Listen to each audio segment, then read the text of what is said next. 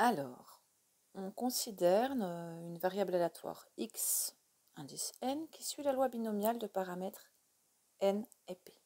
Donc p est fixé et puis notre n, vous savez qu'on va le faire augmenter pour voir ce qui se passe. Alors c'est important de se souvenir des valeurs de l'espérance et de l'écart type d'une variable aléatoire qui suit la loi binomiale. On va s'en servir. Donc je vais appeler m l'espérance de la variable x, n, c'est-à-dire la moyenne. Hein. Et puis sigma de xn, je vais le noter sigma, hein, c'est cette notation qui est ici, qui va désigner donc l'écart type. Alors, petit rappel, pour une variable aléatoire qui suit la loi binomiale, l'espérance c'est n fois p. Et puis l'écart type c'est la racine de n fois p fois 1 moins p.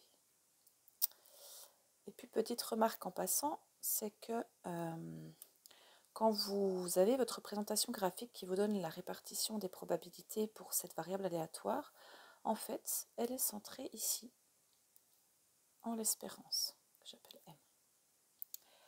Ok, alors, on va considérer une nouvelle variable aléatoire que je vais appeler Z indice N, qui va être construite à partir de la première, à partir de Xn.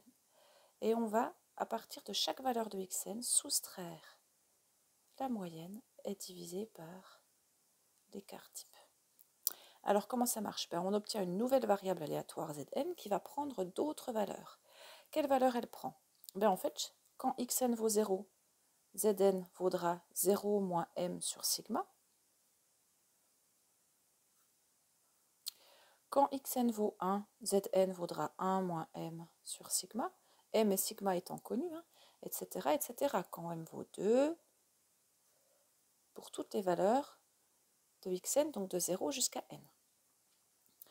Alors, peu importe, on va regarder ce qui se passe pour les probabilités que Zn soit égal à chacune de ces valeurs-là. En fait, la probabilité que Zn soit égal à, je veux dire, 0 moins m sur sigma, elle va être égale à la probabilité que xn soit égal à 0, en toute logique. Et pour toutes les valeurs autres que 0, ça sera pareil. On va demander donc à notre logiciel GeoGebra de nous représenter la distribution des probabilités pour cette nouvelle variable aléatoire Zn. Je vais vous montrer. Alors, sur mon écran, j'ai donc obtenu la représentation des probabilités de la variable xn. Elles sont en orangé là. Et puis en bleu, celle de la variable aléatoire Zn. Vous voyez qu'elles sont un petit peu décalées, elles se superposent parce que j'ai gardé un p égal à 0,2 comme dans tous les exemples précédents. Je n'ai pas voulu le changer. Maintenant, on va faire augmenter la valeur de n. Donc on va augmenter le nombre de répétitions de notre loi binomiale, et on va regarder ce qui se passe. Donc vous voyez, comme tout à l'heure, quand j'augmente la valeur de n, mon histogramme correspondant aux probabilités associées à xn s'aplatit et se décale vers la droite. J'augmente encore la valeur de n et je vous laisse observer. Et il se décale, il se décale, il se décale. Je reviens en arrière.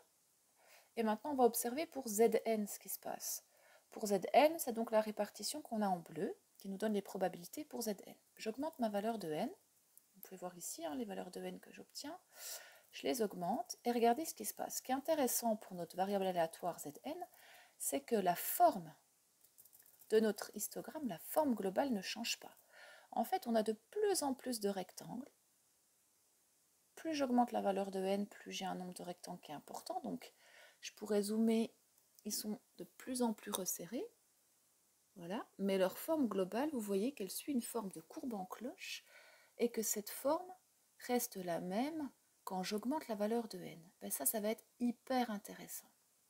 Donc, vous voyez que notre variable Zn, c'est pour ça qu'on dit qu'elle est centrée, parce que sa moyenne, elle est en 0. Et elle est réduite parce qu'elle va rester avec toujours la même forme. En fait, ce qui ne va pas changer, c'est son écart type. C'est ça qui fait la hauteur en fait globale de notre histogramme. Donc vous voyez que cette variable Zn, elle est hyper intéressante parce que quand n augmente, la répartition, la distribution des probabilités correspondantes, elle va rester toujours sous une courbe qu'on peut voir sous forme d'une cloche en fait, ici. Alors, on a vu que pour xn, un des problèmes, c'était que notre répartition de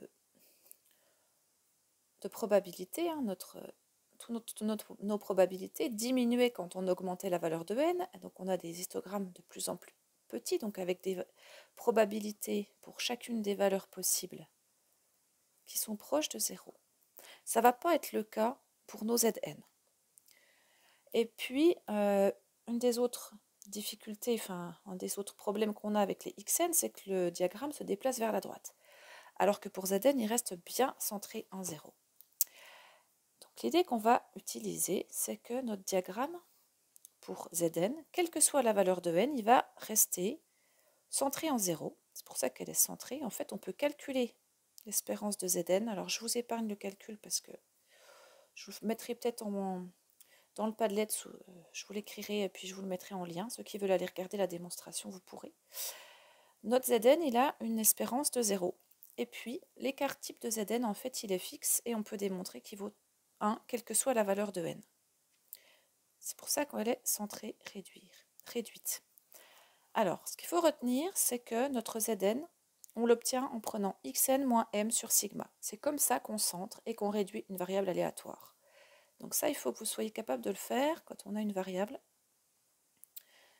La centrer et la réduire, en fait, c'est partir de notre variable xn, sera utiliser en fait notre xn pour construire une nouvelle variable que j'appellerai zn, qui aura une espérance de 0 et un écart type de 1. Comment on fait? Eh bien, on part de xn, on soustrait la moyenne et on divise par l'écart type. Une fois que c'est fait, votre variable, vous savez qu'elle est centrée et réduite. Et puis, donc, on a notre fameuse courbe qui a cette allure-là. Ce qu'il faut retenir, c'est que quand n augmente, les Zn, en fait, auront des probabilités qui vont être de plus en plus resserrées et qui vont rester sous une courbe qu'on appelle courbe en cloche.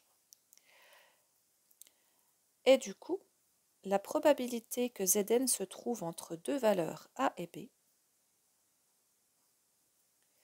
imaginons que A est ici, je vais l'inscrire ici,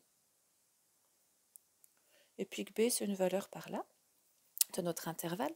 Donc la probabilité que Zn se trouve ici va correspondre au cumul de toutes les probas qui sont entre A et B, qui correspondent à des valeurs entre A et B. Vous voyez que comme quand n devient grand, pardon, je ne filme pas au bon endroit, quand n devient grand, toutes ces probas cumulées, mes rectangles vont se rapprocher de plus en plus, et toutes mes probas cumulées, ça va se rapprocher de quoi? De l'aire sous la courbe de la courbe en cloche. Donc en fait, quand n devient grand, la probabilité que Zn se trouve entre A et B va tendre vers une intégrale. Cette intégrale sera l'intégrale entre A et B de f de t dt, où f, ça sera cette courbe en cloche. Cette courbe en cloche, en fait, ça va correspondre, c'est la fonction, en fait, qui va être la densité de probabilité de la loi normale.